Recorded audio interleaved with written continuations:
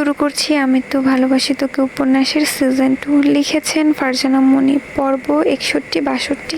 রাত 11টা বেজে 22 মিনিট। আকাশে রূপলি থালার মতো মস্ত একটা চাঁদ উঠেছে। ঝনঝন শব্দে ট্রেন চলছে, সাথে চলছে আকাশের যাত্রাও।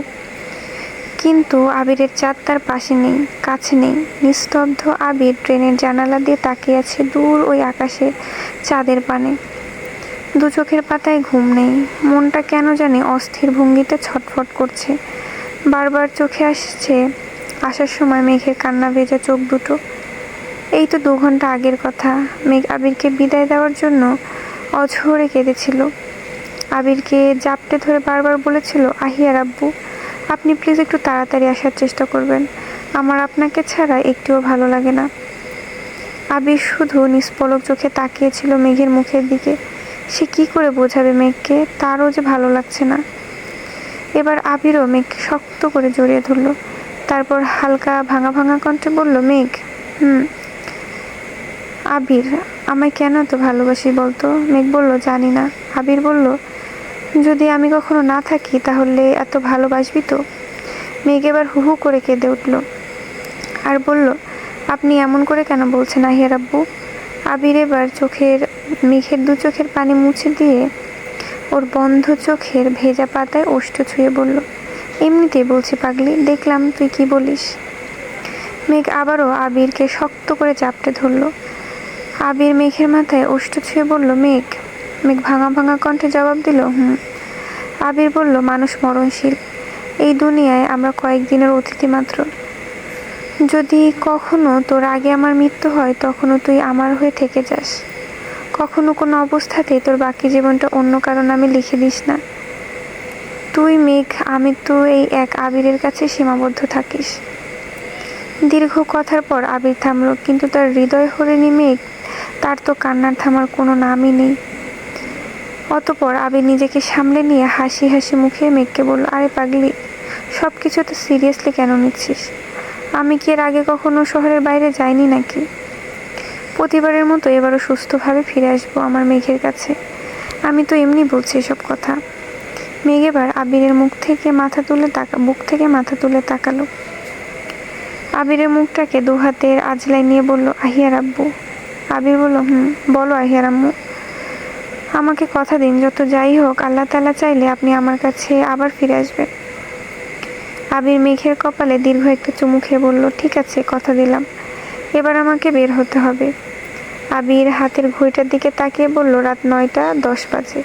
এখন যদি বের না হই তাহলে মনে হয় ট্রেন মিস করব। আবির মুখে মলিন হাসি রেখা টেনে আবারও বলল, ম্যাম, একটু হাসেন, আপনার হাসি মুখটা দেখে যেতে চাই। মেঘ চুপচাপ আবিরের মুখের পানে তাকিয়ে আছে। আবির সেটা দেখে খানিকটা ঝুঁকে মেঘের পেটে মাথা রেখে বলল, এই যে জুনিয়র, আপনি কি আমার কথা শুনতে পাচ্ছেন? আপনার আম্মাকে একটু হাসতে বলেন, আমার কথা তো কখনো শুনে না। যদি আপনারটা শুনে। আর হ্যাঁ, মাম্মার খেয়াল রাখবেন। আবিরের কথা শুনে এবার মেঘ ফিক করে হেসে দিল। টিং টিং মেসেজের শব্দে অতীতের ভাবনা থেকে বেরিয়ে এলো আবির। তার মেঘপতি মেসেজ দিয়েছে, একটা সুন্দর সকাল। মেঘ ড্রয়িং রুমে এসে বসেছে নাস্তা করতে।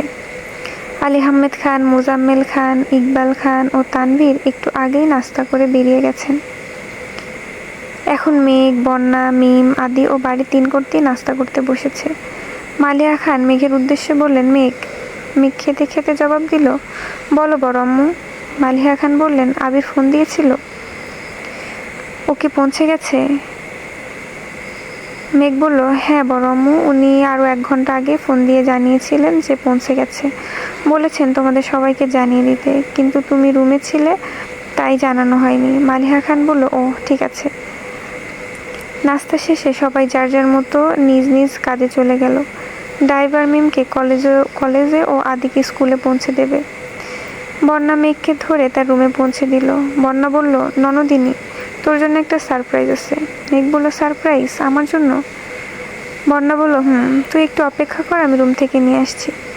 বলে বন্যা তাড়াহুড়া করে ছুটে গেল নিজের রুমের দিকে। এই দেখো ননদিনী। বন্যার কথা শুনে মেঘ পিছনে ফিরে তাকালো। বন্যা কখন ফিরে এসেছে মেঘ খেয়ালই করেনি। মেঘ বন্যার দিকে তাকিয়ে দেখলো বন্যার হাতে কয়েকটা নকশি কাঁথা। সুন্দর সুন্দর এক কালার কয়েকটা কাপড়ের মধ্যে রং বেরঙের সুতা দিয়ে ডিজাইন করে কাঁথা বানিয়েছে। এগুলো দেখে মেঘের মুখে সহসা হাসি ফুটে উঠল। মেঘ বন্যাকে জড়িয়ে ধরে বলল, থ্যাংক ইউ বেবি। বিকেল 5:30। প্রচণ্ড গরমে ঘেমে এইমাত্র তানভীর বাড়িতে ফিরছে। রুমে এসে বন্যাকে বলল, বন্যা আমার ফোনটা চার্জে দাও, আমি শাওয়ার নিয়ে আসছি বলেই তানভীর ওয়াশরুমের দিকে চলে গেল। তানভীরের কথা অনুযায়ী বন্যা ফোনটা চার্জে দিয়ে নিচে চলে গেল কফি আনতে। ফোন বাজছে তার আপন গতিতে, কে যেন একটার পর একটা কল দিয়েই যাচ্ছে। তানভীর অধৈর্য হয়ে ওয়াশরুম থেকেই বন্যাকে ডাকা শুরু করলো, কিন্তু মেয়েটার কোনো সাড়া পেল না। কিছুটা বিরক্ত ভঙ্গিতে গায়ে সাবান নিয়ে বাহিরে বের হয়ে কল রিসিভ করলো তানভীর। দিনের শুরুতে আবির ভাইয়ের জন্য মনটা ছটফট করলেও বাকিটা সময় খুব তাড়াতাড়ি কেটে গেল মেঘের। দুপুরের পর থেকে বন্যা মিমের সঙ্গে আড্ডা দিয়েই বাকিটা সময় পার করেছে মেঘ। এই যে এখনও ড্রয়িং রুমে বসে সবার কাজকর্ম দেখছে। বন্যা বলল, ননদিনী কফি খাবি? মেঘ বলল, না, তুই খা। বন্যা বলল, আমিও খাবো না, তোর ভিলেন ভাইয়ের জন্য বানাতে যাচ্ছি, খেলে বল। মেঘ কোনো উত্তর দেওয়ার আগে সবার নজর পড়ল সিঁড়ির দিকে। তানভীর কানে ফোন চেপে ধরে তাড়াহুড়া করে নামছে।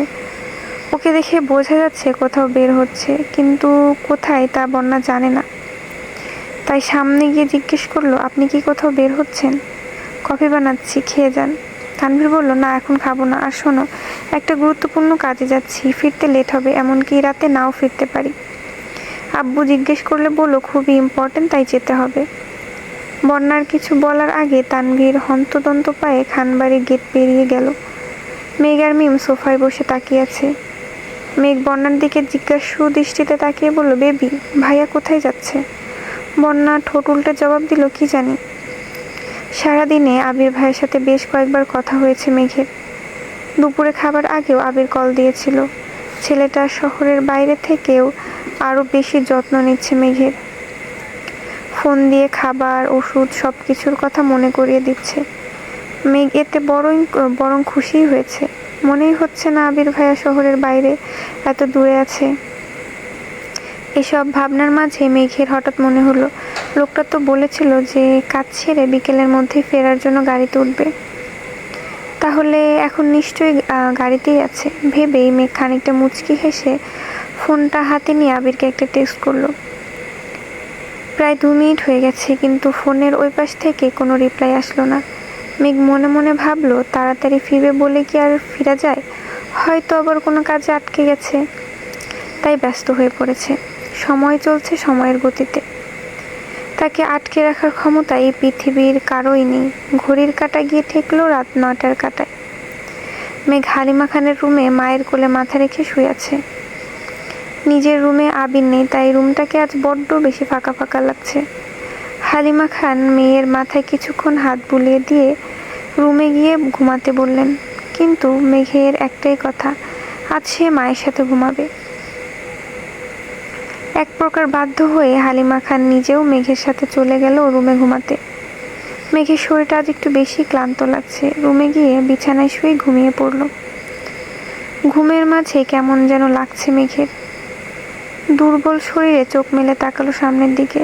এর বরাবর সামনে বড় দেয়াল ঘড়ি, যেখানে স্পষ্ট দেখা যাচ্ছে রাত 11:07। হঠাৎ করে কেন জানি মনে হচ্ছে ঘড়ির সময়টা যেন ঝাপসা হয়ে উঠেছে মেঘের চোখে। মাথাটাও ঘোরাচ্ছে। মাথা বললে ভুল হবে, শুয়ে থাকা অবস্থায় মনে হচ্ছে মেঘের পুরো দুনিয়াটাই ঘুরছে। মুখে কিছু বলার যেন শক্তি পাচ্ছে না। মনে হচ্ছে যোনি দিয়ে ঘুরে ভেসে যাচ্ছে কোনো তরল পদার্থ। মেঘ ঝাপসা চোখে এই পাশে হাত রাখলো। মেঘের হাতের স্পর্শ পেয়ে হালিমা খান মেঘের দিকে ফিরে আবার ঘুমিয়ে পড়ল। মেঘ কাঁপা কাঁপা কণ্ঠে বলল, আম্মু, এ আম্মু। কিন্তু হালিমা খান যেন আজ কিছুই শুনতে পাচ্ছে না। এমন সময় এ বাড়ির কেউ কখনোই ঘুমায় না। আজ হয়তো মেঘের সাথে হালিমা খান এতক্ষণ শুয়েছিল বিধায় ঘুমিয়ে পড়ে গেছে। মেঘ আবারও কাঁপা কাঁপা হাতে হালিমা খানকে ডেকে উঠল, আম্মু। হালিমা খান পিট করে মেঘের দিকে তাকালো। হঠাৎ যেন ঝাটকা মেরে ওনার 2 চোখের ঘুম উধাও হয়ে গেছে। মেঘের খিঁচুনি উঠেছে, কেমন যেন কাঁপছে। হালিমা খান মেয়েকে বুকে নিয়ে চিৎকার করে সবাইকে ডাকলো। তার চিৎকারে সবাই এসে হাজির হলো মেঘের রুমে। মেঘ কেমন যেন করছে, পুরো বিছানা ভেসে গেছে লাল তরল রক্তে। মালিহা খানি সেই সব দেখেই যেন থমকে গেছে, স্থির হয়ে দাঁড়িয়ে রইল 2 মিনিট। তারপর কাঁপা কাঁপা কণ্ঠে আকলিমা খানের দিকে তাকিয়ে বলল, আকলিমা, তানভীরকে গিয়ে বল এক্ষুনি গাড়ি বের করতে।